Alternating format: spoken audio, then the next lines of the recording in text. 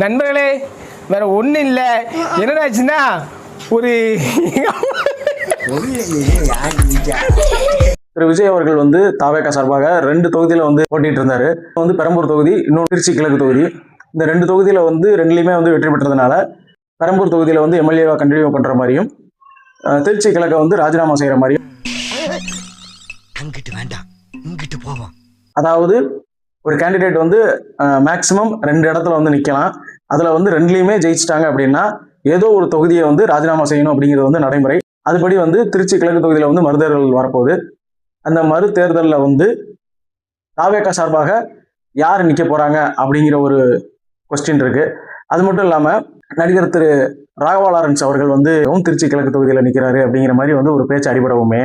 ஏன்னா super star போனா என்ன, அதான் மக்கள் சூப்பர் ஸ்டார் நான் இருக்கேன்ல. வாங்க கூட்டம் வாங்க,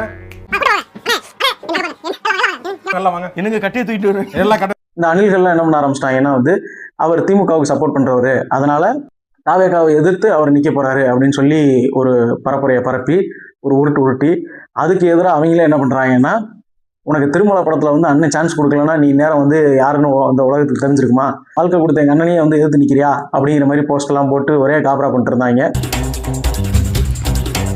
ஆனா உண்மை என்னன்னா, திருமலை படம் வந்தது 2003. அதுக்கு முன்னாடியே அற்புதம் அப்படிங்கிற ஒரு படத்துல வந்து 2002லயே வந்து அவர் ஹீரோவா நடிச்சிருக்காரு. அது மட்டும் இல்லாம உன்னைத்தோட என்னை தருவேன் அப்படிங்கிற படத்துலயும், அதுக்கு மட்டும் இல்லாம 1999ல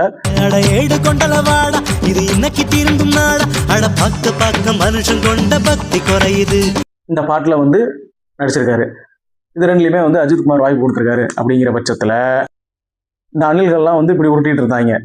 திடீர்னு என்னன்னா, ஒரு சின்ன ஒரு தகவல், அவர் வந்து தாவேகா சார்பாக தான் நிற்க போறாரு அப்படின்ன உடனே எங்க அண்ணன் வந்து எவ்வளோ ஒரு உன்னதமானவர் தெரியுமா, எவ்வளோ வந்து மக்களுக்கு வந்து சப்போர்ட் பண்ணிட்டு இருக்காரு, ஏழை குழந்தைகளுக்காகவும் மாற்றுத்திறனாளிகளுக்காகவும் வந்து பல முன்னெடுப்புகளை எடுத்தவர், இப்போ வரைக்குமே வந்து பல ஆசிரமங்களை வந்து ரன் பண்ணிக்கிட்டு இருக்காரு.